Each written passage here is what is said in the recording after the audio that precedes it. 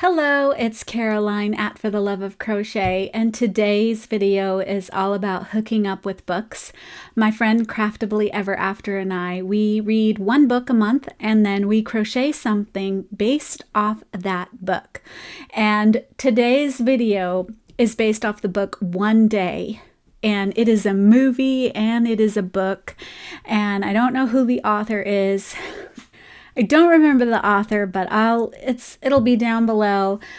But based off my reading, I don't recommend it. It is a main character who, I cannot connect with. It begins in college, a relationship between this female and male, and they are supposedly friends. And basically, he uses her, and she lets him use her for 20 years.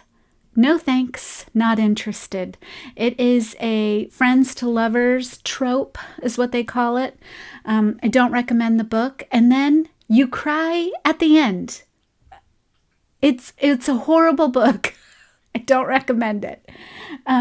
So let's see what I made based off this book.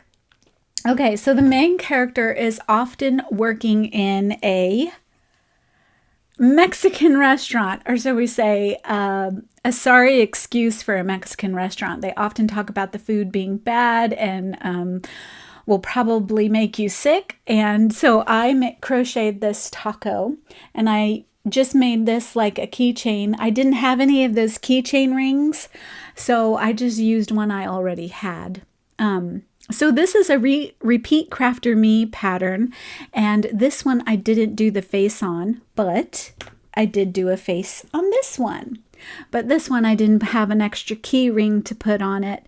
So it has the little tomatoes and the salad and the meat popping out. The only thing missing is the cheese. But anyway, this was a very cute pattern, very easy to make, and if you have someone you want to hang out with on Taco Tuesday, this might be a cute little project to give them. Also, a cute little keychain to give them. Maybe for your mail key or your gym key. Anyway, super cute project. I did like making this, and a very easy project. The other thing is, while she's working at this Mexican restaurant, she often writes in a journal, and she's very good. She's striving to be a teacher, possibly a writer, but she doesn't think very good of herself. She lacks a lot of self-esteem.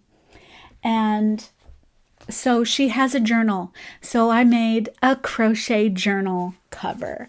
So here it is. And of course I put a bunny on it because your girl does bunnies. Okay, so I use this. I didn't know what I was going to make with this cotton, 24/7 cotton by Lion Brand. I had 3 balls of this. This just took over one and a little bit of this one. And what I did is I just single crochet and double crocheted. Single, double, just to get it this little texture. And I used one of the Dollar Tree notebooks, and I went over and then I seamed the sides so I can slip in a new book anytime. The only thing is with this one, I did not have, if you look, the thickness. If you used, let's say, I don't know, this one's very thin too, but let's just say you used a thicker yarn like this, you would have quite a bit of bulk. If you wanted to use a yarn that had bulk, acrylic yarn, maybe a 4-weight, I would suggest, instead of doing this flap over, that you use a piece of elastic that you sew or crochet from this corner to this corner, and then that way you won't have so much bulk. That is a good way to eliminate any bulk that you would accumulate here. But as you can tell, this one has almost no bulk at all. It's pretty flat.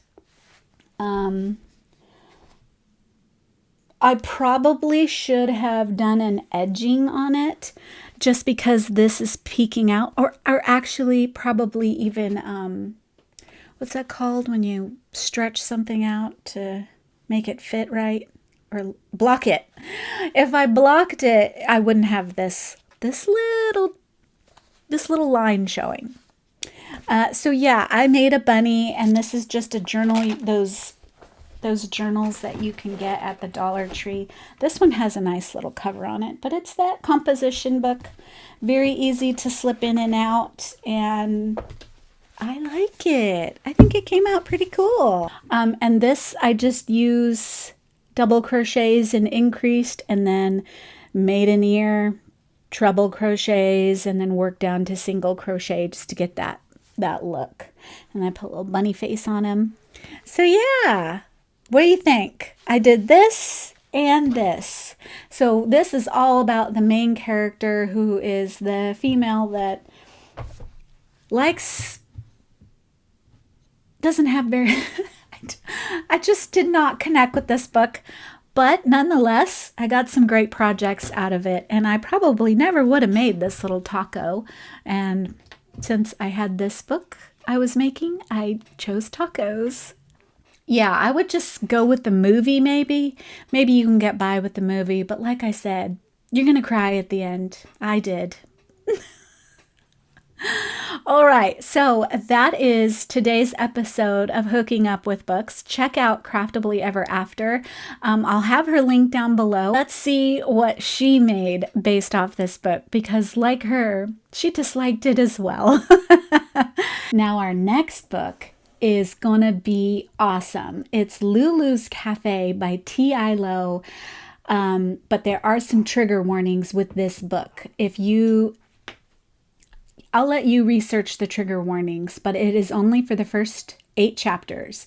And then from the 8 chapters on, it will be a great book. After you get through the first 8 chapters, which are difficult and very hard to do, Lulu's Cafe is a great book and a resilient character, and those 8 chapters are what this woman goes through, but we're going to talk later. So you check out the trigger warnings to see if that's something you want to read. It is highly inspirational, very heartwarming. Let me know what you think. I would like to read The Giver, which is also a movie, but the movie sucks in comparison to the book, and A Man Called Uwe, which Tom Hanks is currently has a movie for, but they changed the name to A Man Called Otto. So let me know what you think. The Giver is a middle grade book, a very easy read, but so cool. It's like, I think it's called a dystopian.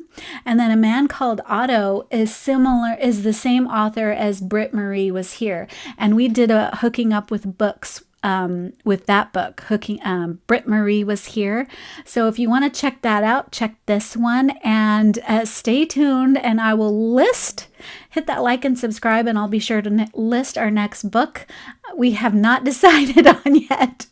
All right, talk to you soon. Bye.